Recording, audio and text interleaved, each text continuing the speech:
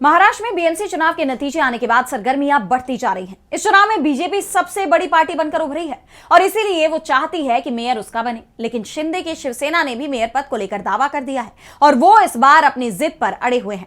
ऐसे में मेयर पद को लेकर महायुति में तनाव बढ़ता जा रहा है। तो क्या है पूरी खबर, जानने के लिए देखिए ये रिपोर्ट। महाराष्ट्र के निकाय चुनाव परिणामों में बीजेपी को जीत तो मिल गई, लेकिन मेयर पद को लेकर महायुति में पेच फंस गया है। बीजेपी और शिंदे की शिवसेना आमने सामने आ गए हैं। डिप्टी सीएम एकनाथ शिंदे ने 2.5 साल का फॉर्मूला दिया है, जिसके तहत पहले 2.5 साल शिंदे की शिवसेना का मेयर बनेगा और बाद के 2.5 साल बीजेपी का मेयर होगा। लेकिन बीजेपी शिंदे की ये बात मानती नहीं दिख रही, जिसके बाद अब एक बार फिर शिंदे ने बीएमसी मेयर पद पर शिवसेना की दावेदारी के संकेत दिए हैं। शिंदे ने एक बार फिर दोहराया कि मेयर महायुति का ही बनेगा और कहा कि 23 जनवरी से शिवसेना संस्थापक बाल ठाकरे की जन्मशती वर्ष की शुरुआत हो रही है।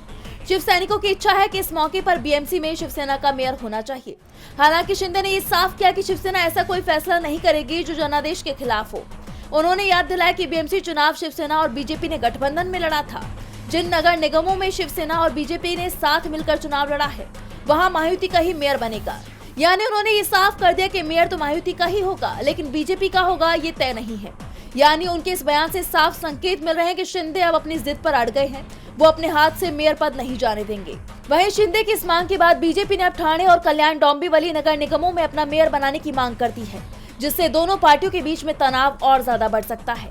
ऐसे में सवाल उठ रहे हैं कि अगर बीजेपी ने शिंदे की बात नहीं मानी तो शिंदे क्या रुख अपनाएंगे। सवाल ये भी बना हुआ है कि क्या एनडीए में टूट होने वाली है। डीवी लाइव की रिपोर्ट।